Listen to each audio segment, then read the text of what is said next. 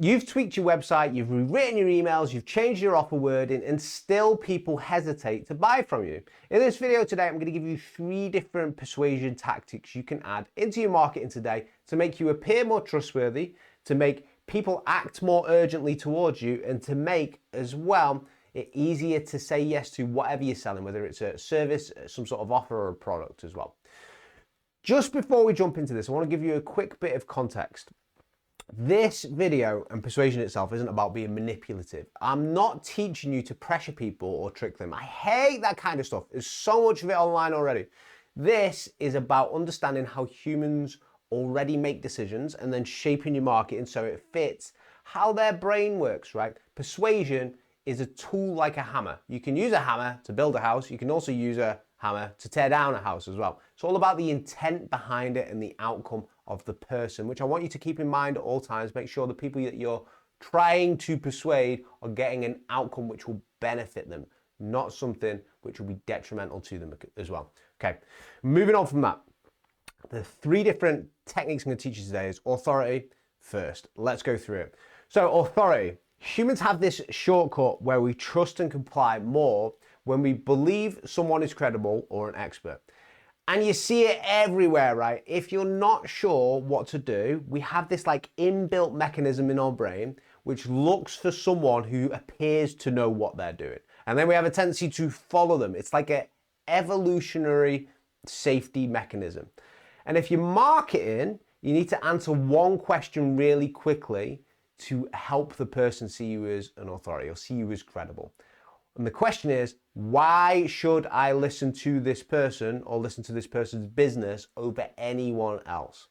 Now, here's the important bit. When you're answering this question, you don't want to do it in a way which comes off as bragging. It risks lowering, your credibility, basically, when you come off as bragging. So instead of saying something cringy like, I'm an expert in, etc., you just state something true and specific that makes the person go, okay, this guy appears to be legitimate.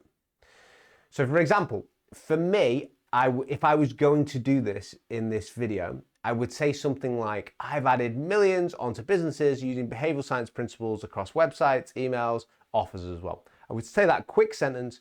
It's accurate, it's true, it gives me authority, I can confidently say it, and it frames me as someone, most importantly, someone who isn't guessing, right? Or for instance, you could talk about how credible the training that you have is. So for instance, my mentors, the people who taught me a lot about persuasion, is the Cialdini Institute. For you guys who've read the book Influenced by Robert Cialdini, it's a fantastic book. It was written in the 80s and it's evolved over time. But Robert Cialdini is basically the godfather of persuasion. A lot of behavioral sciences come from him as well as other big godfathers in the space as well. But I've learned directly from these guys. And so if I was to say something like that, or to say that every piece of persuasion tactic that I'm giving you is based in science, you would probably look at that a bit differently. You'd probably be like, this seems to be actually coming from some sort of expertise, right? It's not just opinion. That's what I'm trying to do there, right? If you're in a situation where you've got nothing fancy to say, or you can't think of anything to say, or a way to pitch your business, you can still use authority in a really normal way. You could talk about what you've done for the last 5 years, how you have got expertise in that. You could talk about a single client that you may have helped. I've helped X type of client. I've run this process across X campaigns, something like that. Or literally just show it, show a case study, a screenshot, anything that signals credibility without you needing to waffle. And obviously don't lie, don't inflate, don't make stuff up. If you fake authority, you might get a short-term spike, but you destroy trust in the long term. And trust is basically the whole game in business. And it takes actually a good number of years to learn that, by which point a lot of people have destroyed their own credibility. Unfortunately, it's just one of those things. All right, second lever that you can pull in persuasion. This is scarcity and urgency. So people mix these up, but in plain English, scarcity is when there is a limited amount of something. Urgency is when there's a limited amount of time. And this is the lever that gets people off the fence. It's the action-taking lever, right? Because if your customers can wait, they will. And waiting kills conversions. How many things on your to-do list have you thought, you know what? I'll get to that later. And you just never come back to it, right? And that's not even about buying anything. So I'll explain urgency in the most relatable way possible.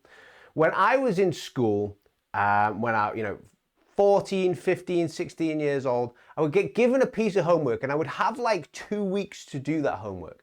But I wouldn't do anything until the 13th day, right? And then I would stay up really late the night before. I turned into this like weird productivity machine, really tired and really stressed, but I managed to get my essay done. Suddenly I'm flying.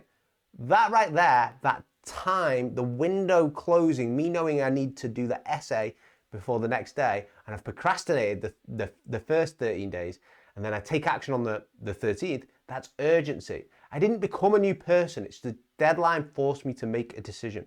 So in business, if you want someone to take action, you need to give them a real reason to do so, not some fake pressure, real ethical urgency. And the simplest way to do that is to make it obvious what the constraint is. So here's an example from a real campaign. We had an email that was, this was from a big organization. It's one of the UK's largest charities, authority, you see. It's from the UK's largest charities, and this email was asking customers, I'll put the email up on screen now, it was asking existing customers to leave a review. And the email actually wasn't doing much. We basically changed nothing except we added one single line. This is your last reminder to leave a review. And that was it. And we saw about a 50% increase in clicks into the review page off the back of that single sentence. And why? Because the person thought to themselves, oh, if I don't do it now, it disappears from my world. It disappears from my to-do list. I don't want to miss out on this, right? It's clean urgency. I'm not manipulating people. I'm just literally letting people know the realistic time frame which they've got to act on. It's not weird. It's not guilt-tripping people. And you can do this in your business in a bunch of different ways, as long as it's true. You can say, doors close Friday at 5 p.m. You can say, we only have 10 spots left for you to do X, Y, and Z. Or you can say, the price goes up on the 15th. That's real urgency without closing the offer. It just gives people a reason not to kick the can down the road, basically. Don't fake urgency. This is my big warning for any of these principles. A lot of people fake urgency. How many times have I went to a website now where it's like, you can get this ebook, but there's only 3 left of this ebook, and in my head, instantly, I'm like, how can there only be 3 left of this ebook? Because ebooks are, there's no limit to them, right? There's no, it's not like you're printing paper. And instantly, as soon as I see that, it puts me off. So you've got to be careful with urgency that you don't fake it, because people will go the opposite way. They won't take any action at all. They'll actually start to see you as untrustworthy, because people aren't stupid. You're not stupid. I'm not stupid. Most of the time.